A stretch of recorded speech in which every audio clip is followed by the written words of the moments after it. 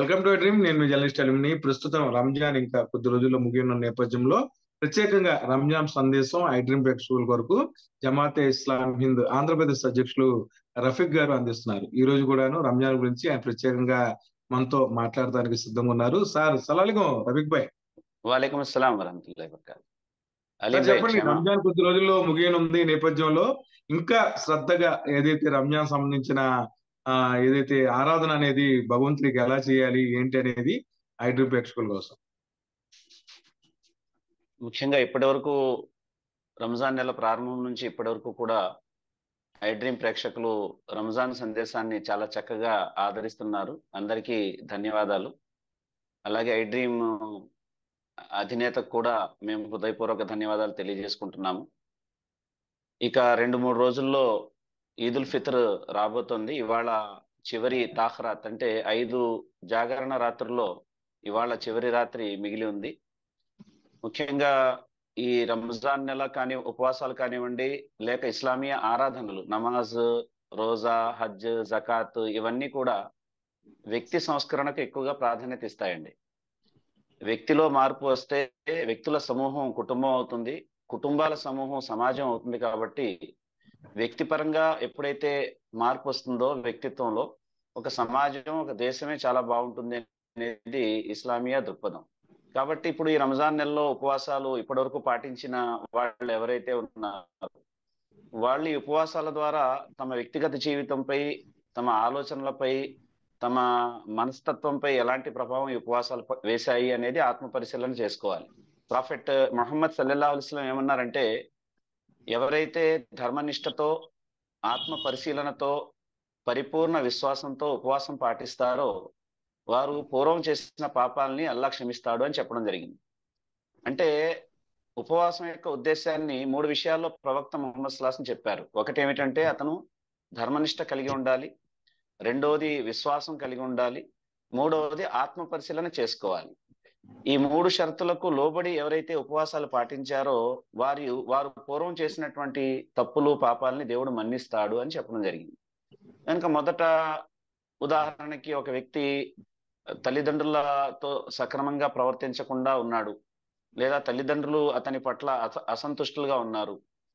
ఉపవాసం పాటించే వ్యక్తి ఒకసారి పునరాలోచించుకోవాలి. తల్లిదండ్రులతో నేను ఇప్పుడు ఎలా ఉన్నాను, ఉపవాసాలు ప్రారంభానికి ముందు ఎలా ఉన్నాను, ఇప్పుడు ఎలా ఉన్నాను, నాలో ఏదైనా మార్పు వచ్చిందా లేదా.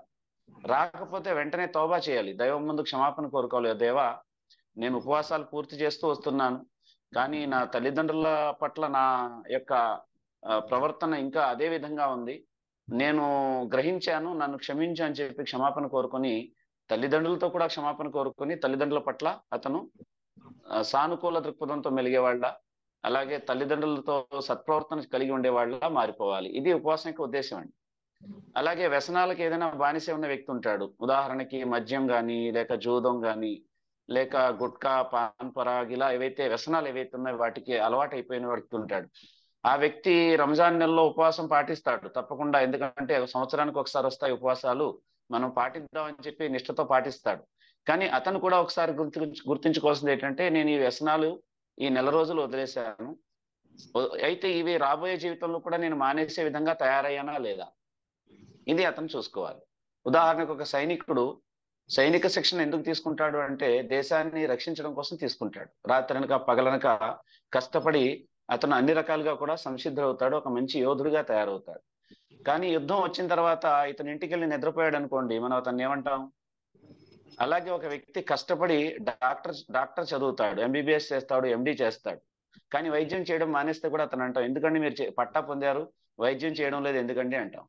అలాగే ఉపవాసాల్లో మనం పొందినటువంటి నిష్ఠ, ఈ విశ్వాసం, ఈ దైవభీతి, అలాగే ఈ వ్యక్తిత్వం, ఈ మంచితనం, ఈ నమ్రత, ఈ విధేయత, ఈ సేవాభావం, అలాగే హృదయ నిర్మలత, ఇవన్నీ కూడా మనకు ఈ నెల రోజులు మాత్రం కోసమే కాదు, ఇవన్నీ కూడా ఇవి జీవితాంతం ఉండాలనేది ఉపవాసాల యొక్క ఉద్దేశం.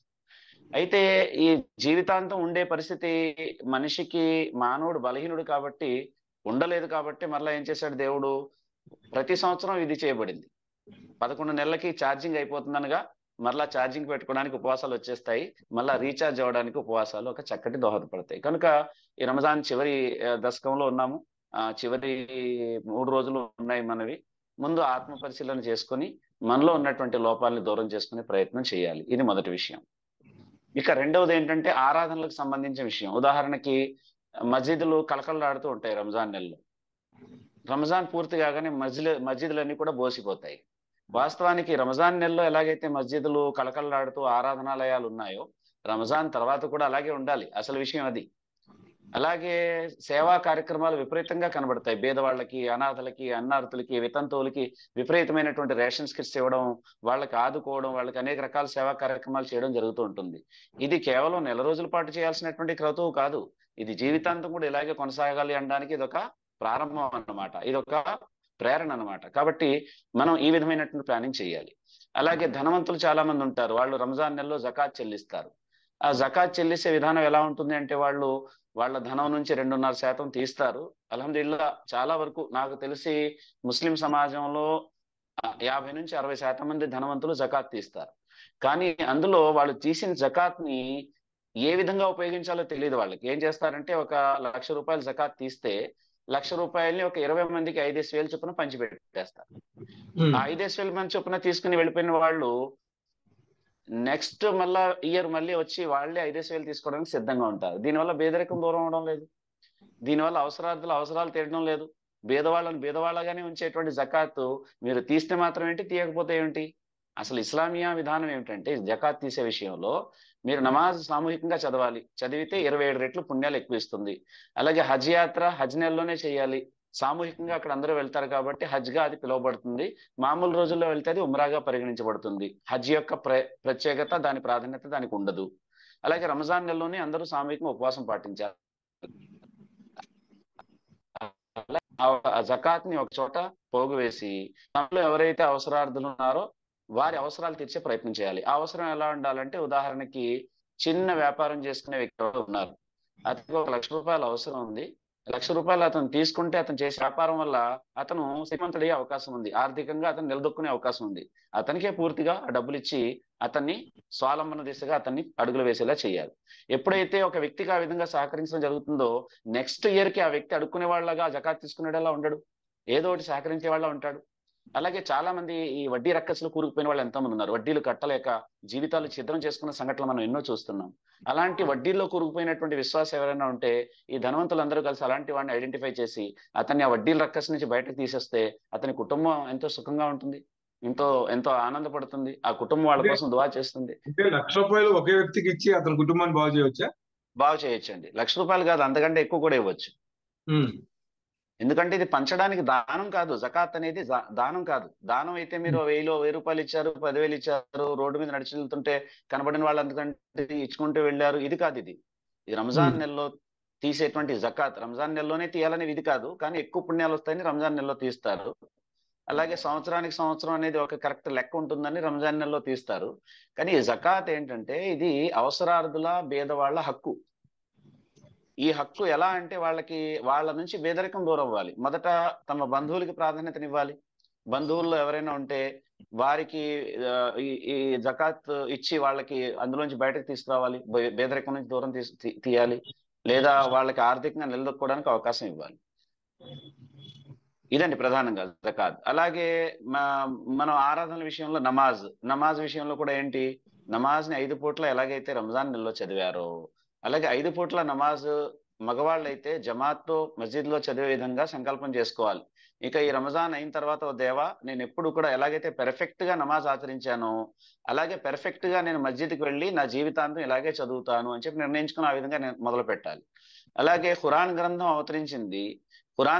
అవతరించింది కాబట్టి ఉపవాసాలు పాటిస్తున్నాం అందరం కూడా. మరి ఖురాన్ గ్రంథంతో మా అటాచ్మెంట్ ఎలా ఉంది? రంజాన్ నెలలో ఏదో తరావీలో ఇమాం గారు చదువుతూ ఉంటాడు, వెనకాల తరావీ నమాజ్ వినేసి ఖురాన్ పూర్తి చేసుకున్నాం అని అనుకుంటూ ఉంటారు. వాస్తవానికి ఖురాన్ తో సంబంధం అలా ఉండకూడదు. ఖురాన్ ని అరబీలో పారాయణం చేయాలి. మనకు తెలిసిన భాషలో కూడా ఖురాన్ గ్రంథం చదవాలి. తెలుగు తెలిస్తే తెలుగు, ఉర్దూ, ఇంగ్లీష్ ఏ భాషలో తెలిస్తే ఆ భాషలో ఖురాన్ పూర్తిగా ఒకసారి చదవాలి. దేవుడు మనతో ఏం చెప్తున్నాడు, ఆయన ఆదేశాలు ఏమున్నాయి, అసలు షరియత్ అంటే ఏమిటి, అలాగే పర్సనల్ లా అంటే ఏమిటి, సామాజిక జీవితం అంటే ఏమిటి, జీవన విధానం అంటే ఏమిటి, ఇస్లామియా ట్రెడిషన్ ఏమిటి, విశ్వాసం ఏమిటి, కల్చర్ ఏమిటి, ఈ విధంగా అన్ని విషయాల అవగాహన కూడా ఖురాన్ చదవడం ద్వారా తెలుస్తుంది. చాలా మందికి సమాధానం చెప్పడానికి కానీ వాళ్ళకి ఏమంటారు వాళ్ళ అపోహలు దూరం చేయడానికి కూడా ఇది పనిచేస్తుంది. కనుక ఈ రంజాన్ నెలలోనే ఈ సంకల్పం చేసుకోవాలి ప్రతి ముస్లిం స్త్రీ పురుషులు కూడా, ఖురాన్ గ్రంథంతో ఇప్పుడు కలిగినటువంటి ఈ సంబంధం నా జీవితాంతం కూడా అలాగే ఉంటుంది. ఓ దేవా, నా ఊపిరిని పీల్చడం వదలడం ఎలాగైతే నాకు సర్వసాధారణంగా సహజంగా అవసరమో, ఖురాన్ గ్రంథంతో అటాచ్మెంట్ కూడా నేను అలాగే అవసరంగా మార్చుకుంటాను, ఆ విధంగా నేను చదువుతానని సంకల్పం చేసుకోవాలి. రోజులో ఏదో ఒక టైం, మార్నింగ్ టైమో ఈవినింగ్ టైమో ఏదో ఒక టైం వాళ్ళ అవైలబిలిటీని బట్టి ఆ టైంలో ఖురాన్ గ్రంథాన్ని ఎక్కువగా చదువుతూ ఉండి కంటిన్యూ చేయాలి. మహాప్రవక్త ముహమ్మద్ సల్లల్లాహు అలైహి వసల్లం శిష్యులు ఒక ఆయన ఉన్నారు, మనందరికీ తెలుసు, హజరత్ అలీ రజియల్లాహు అన్హు. ఆయన ఏమంటారంటే, మీరు అల్లాహ్తో మాట్లాడాలనుకుంటే నమాజ్ చదవండి, ఎందుకంటే మీరు మాట్లాడేదంతా అరబీయే కాబట్టి, ఖురాన్ వాక్యాలే మాట్లాడతారు కాబట్టి మీరు అల్లాహ్తో మీరు మాట్లాడుతున్నారు. అల్లాహ్ మీతో మాట్లాడాలి అని మీరు అనుకుంటే ఖురాన్ చదవండి అన్నారు. ఎందుకంటే ఖురాన్ A to Z దైవ వాక్యమే తప్ప మరి ఎవరి వాక్యం అందులో లేదు. కనుక దేవుడు నాతో మాట్లాడాలి అనుకున్నప్పుడు మీరు ఖురాన్ చదవండి, మీకు గైడెన్స్ దొరుకుతుంది. దేవుడితో నేను మాట్లాడాలన్నప్పుడు మీరు నమాజ్ చదవండి, మీ మనసుకు ప్రశాంతత దొరుకుతుంది. కాబట్టి ఈ రంజాన్ నెలలో మనం పాటించేటువంటి విధానాన్ని పెర్ఫెక్ట్ గా జీవితాంతం పాటిస్తామని చెప్పి నిర్ణయించుకోవాలి.